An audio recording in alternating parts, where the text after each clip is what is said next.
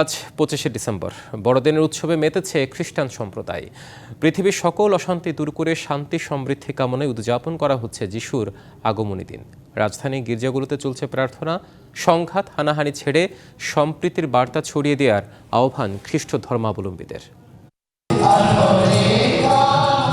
জ্বলছে মোমবাতি, বইছে হালকা বাতাস, নীরবতার মাঝেই প্রার্থনায় সবাই।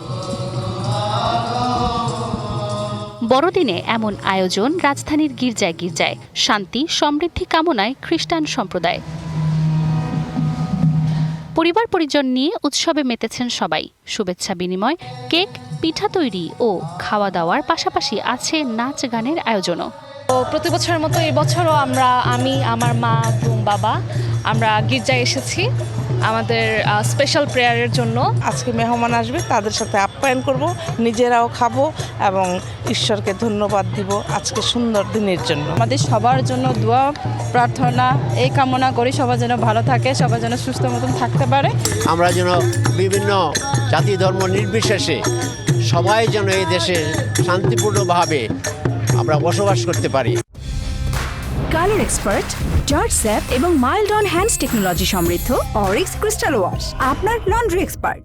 জীবিকার তাগিদে পরিবার থেকে দূরে থেকেও উৎসবের আনন্দ ভাগ করে নিচ্ছেন অনেকেই। অনেকদিন পর বড়দিনে বাড়িতে যাওয়া হয়, তো এজন্য ওইগুলোই মিস হয় বেশি। পরিবারকে মিস করছি, যেহেতু পরিবারে সবাই মা বাবা রয়েছে। নতুন চাল যে উঠেছে, সেই মার হাতে যে পিঠা বানানো, সেটা অনেক মিস করছি। খ্রিস্টান সম্প্রদায়ের সবচেয়ে বড় ধর্মীয় এই উৎসবে আহ্বান জানানো হয় সম্প্রীতির বার্তা ছড়িয়ে দেওয়ার। আমরা ভালো করেই খুব আনন্দমুখর পরিবেশে, কোনো বিপদ, কোনো নিরাপত্তার কোনো রকম কোনো ঘাটতি ছিল না। যেন আমরা শান্তির জন্য প্রার্থনা করি। বিশেষভাবে গাজা, সেই নিষ্পাপ শিশু যিশুর মতো অনেক শিশু প্রতিদিন মারা যাচ্ছে। উৎসব নির্বিঘ্ন করতে গির্জা ও আশেপাশের এলাকায় জোরদার করা হয় নিরাপত্তা। সতর্ক অবস্থানে আইনশৃঙ্খলা বাহিনী।